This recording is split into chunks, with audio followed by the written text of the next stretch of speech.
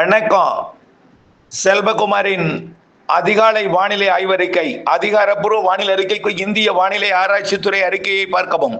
2026 August 26 புதன்கிழமை அதிகாலை நிலவர வானிலை பதிவு. நேற்றைக்கு கேரளா மற்றும் தமிழ்நாட்டின் மேற்கு தொடர்ச்சி மலைப்பகுதிகளில் தென்மேற்கு பருவமழை வலுத்து காணப்பட்டது. அதே போல தமிழ்நாட்டின் வழக்கமான வடகடலோரம் வடவுள் பகுதிகளிலையும் மழை காணப்பட்டது. உள்பகுதிகளில் ஆங்காங்கே காணப்பட்டது. அதன் அடிப்படையில் கன்னியாகுமரி மாவட்டம் Kuzhithurai 46 millimetre 4.5 centimetre Kuzhithurai, Adayamadai 46 millimetre, Suralakode 26 millimetre, Thiruparappu 25 millimetre, Kozhipporvilai 23 millimetre, Kaliyal 22 millimetre, Balamore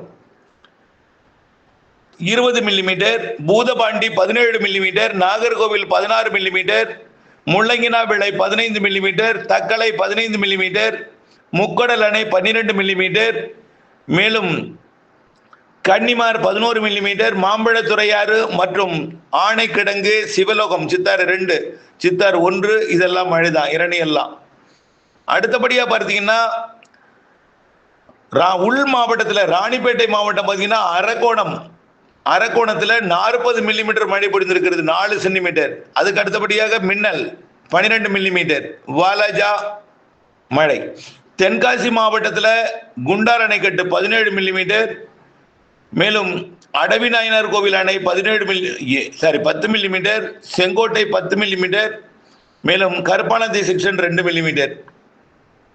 அடுத்தபடியாக பார்த்தீங்கன்னா நீலகிரி மாவட்டத்தில் பந்தலூர் தாலுகா அலுவலகம் 55 மில்லிமீட்டர் பெய்திருக்கு, 5.5 சென்டிமீட்டர்.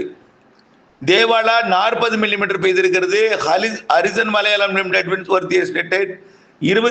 30 மில்லிமீட்டர், மேலும் Porthimund 27 millimetre, Cherumulli 26 millimetre, Woodbriar estate 25 millimetre, Gudalur பசார் 25 millimetre, upper Bhavani 21 millimetre, upper Gudalur 20 millimetre, Avalanche 20 millimetre, Barwood 15 millimetre, Glenmorgan மற்றும் பெர்சன் வேலி, நடுவட்டம், மேலும் கொடநாடு, குந்தா பிரிட்ஜ், எமரால்டு, உதகை, கேத்தி இங்கேயும் மழைதான்.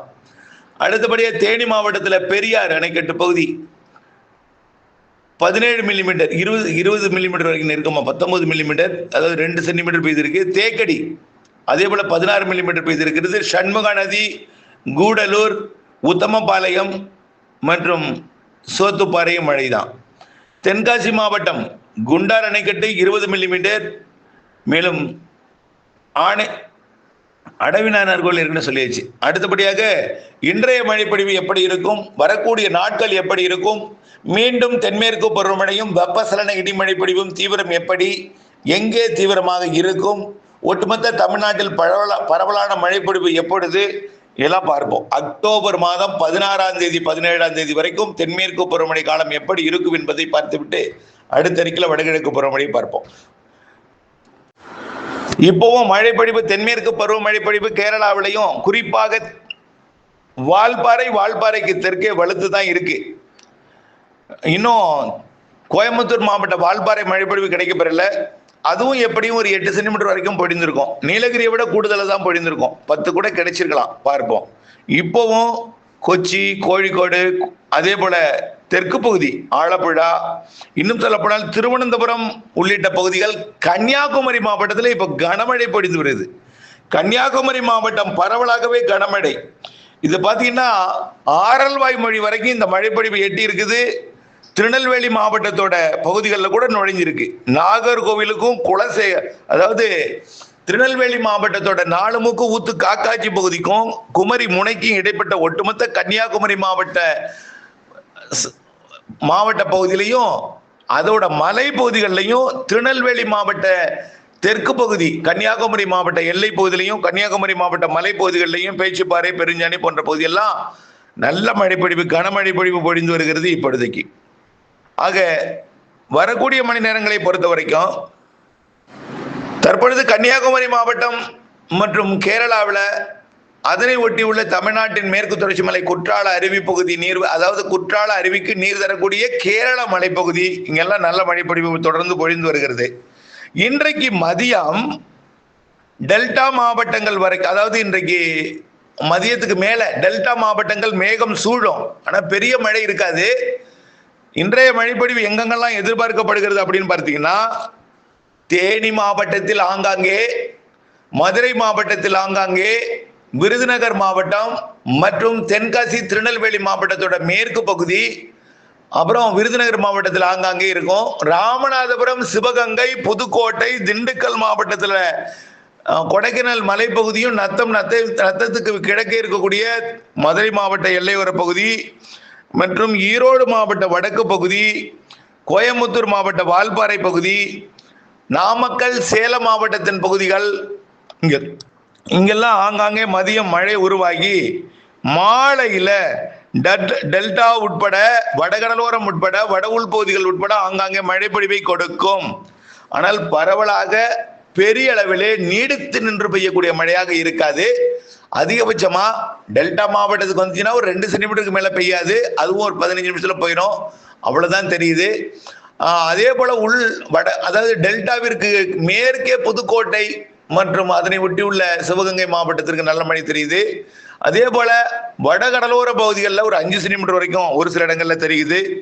அது கள்ளக்குறிச்சி, விழுப்புரம் எல்லா மாவட்டங்களுக்குமே தெரியுது. திருப்பத்தூர், வேலூர், ராணிப்பேட்டை, திருவண்ணாமலை ஆங்காங்கே, பெரும்பாலும் சென்னை, செங்கல்பட்டு, விழுப்புரம் கடலோரம், கடலூர் மாவட்டம், மயிலாடுதுறை இங்கே இதற்கு வடக்கே தெரியுது. இறுதியா கொஞ்சம் கூடுதல் பரப்பளவு தெரியுது. அதுவும் 5 சென்டிமீட்டருக்கு மேலே இருக்காது. ஒரு சில இடங்கள்ல 5 சென்டிமீட்டர், பெரும்பாலும் லேசான மழை, நனைக்க மழையா இருக்கும் இன்றைக்கு மாலையில.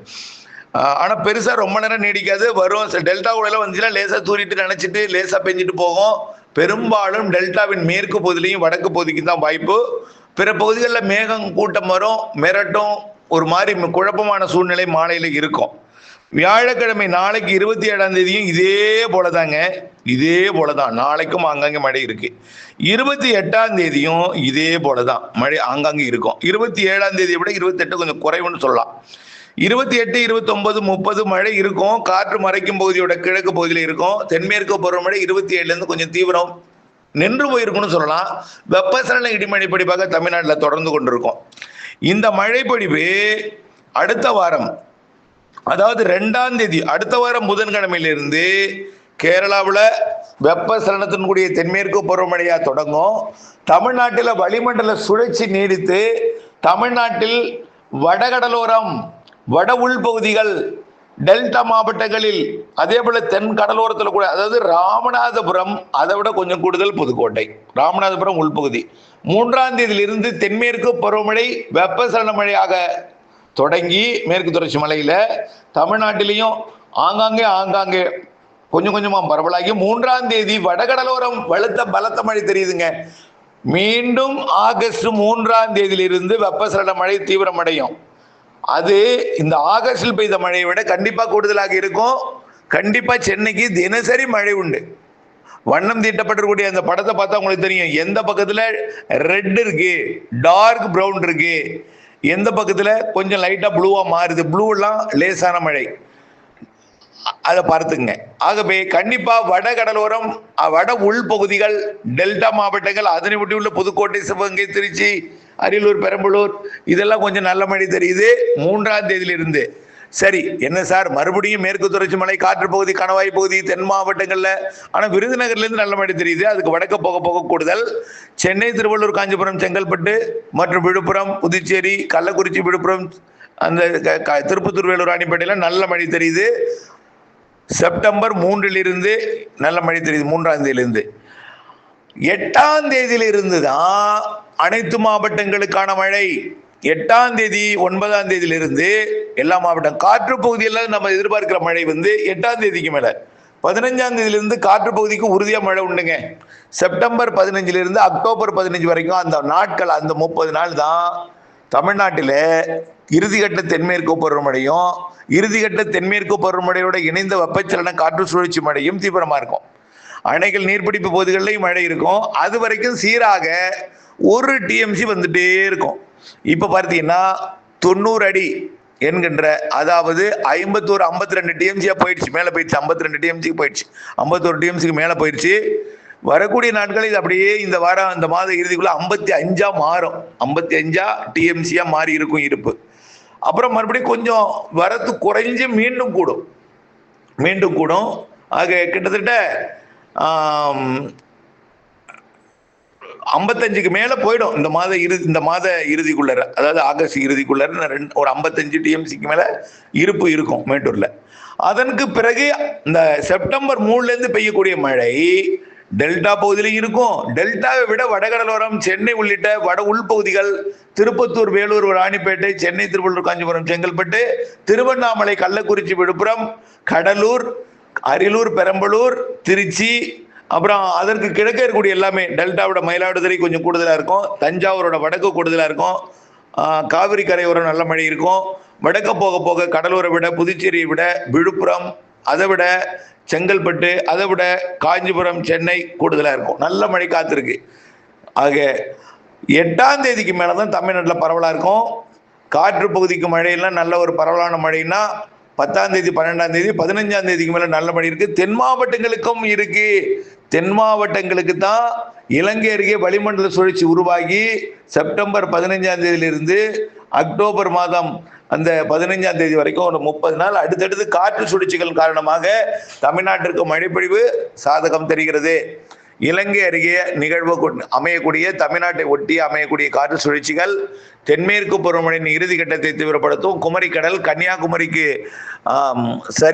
அரபிக்கடல், கேரள கடலோரத்திலேயும் காற்று சுழற்சிகள் அமைய வாய்ப்பு இருக்கு. காற்றை கட்டுப்படுத்தி வழிநடத்தும் அமைப்பாக இருக்கும்.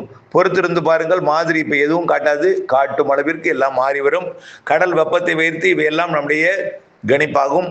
ஆகவே நல்லா கொஞ்சம் யோசிச்சுங்க. இதுவரைக்கும் பெரிய அளவிலே இந்த அனல் காற்று அதெல்லாம் பெருசா இல்லை. சூரியன் குத்துக்கதிரி இப்ப இருக்கிற காரணத்தினால இந்த வெப்பம் அதிகமா இருக்கும். இதெல்லாம் நாம் அனுபவிச்சிருக்கிறோம், கடந்த பல வருடங்களாக அனுபவிச்சிருக்கிறோம்.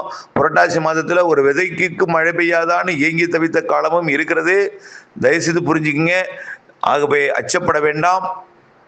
மழை இருக்கு, வடகிழக்கு பருவமழை அதிகம் இருக்கு. இவையெல்லாம் கடல் வெப்பம், கடல் நீரோட்டத்தை பற்றி வைத்து தீர்மானிக்கப்படுவது. கடல் வெப்பம் குறைந்து விட்டது என்று அச்சப்பட வேண்டாம். கடந்த வருடமும் இதே மாதிரிதான் கடல் வெப்பம் குறைஞ்சது, அதற்கப்புறம் உயர்ந்தது. உயர்ந்த பிறகுதான் இலங்கைக்கெல்லாம் பாதிப்பை ஏற்படுத்திய மழைப்பொழிவுலாம் கொடுத்துச்சு. அதுக்கப்புறம் இந்த வருடம் அதை விட கூடுதல் மழை இருக்கு. வானிலை அப்டேட்ஸோட இணைந்திருங்கள். நாம் நினைக்கும் பொழுது மழை பெய்யாது, அது பெய்யும் பொழுது நாம் சேகரிக்க வேண்டும். அதனால மழைநீர் சேகரிப்பு மிக மிக அவசியம். கண்டிப்பா வடகிழக்கு பருவமழை சேமிக்கும் அளவிற்கு தான் இருக்கும். நீங்க சேமிக்கலாம் கூட தானா சேமாகும். ஆனால் நீங்கள் கரைகளை பலப்படுத்தி வைத்துக் கொண்டு அடுத்த ஆண்டு கோடைக்கு பயன்படுத்தும் வகையில தான் நாம மழைநீர் சேகரிப்பு அமைப்பை ஏற்படுத்திக் கொள்ள வேண்டும் என்பதையும், மழை இருக்கு என்பதை தெரியப்படுத்துவதற்காக இந்த வார்த்தைகள் தவிர அச்சமோ பீதியோ கொள்ள தேவையில்லை. நம்பிக்கையுடன் இருங்கள். இன்றைக்கு ஆங்காங்கே மழை உண்டு, நாளைக்கு உண்டு. 3ஆம் தேதி செப்டம்பர் 3லிருந்து மீண்டும் தீவிரமடையும், 8லிருந்து மேலும் தீவிரமடையும், 15லிருந்து மேலும் தீவிரமடையும். அக்டோபர் 1லிருந்து அக்டோபர் 15 வரை உச்சபட்ச தென்மேற்கு பருவமழை வடகிழக்கு பருவமழை போலவே இருக்குன்னு சொல்லியிருக்கிறோம். அக்டோபர் 18 வடகிழக்கு பருவமழை தொடக்கம்.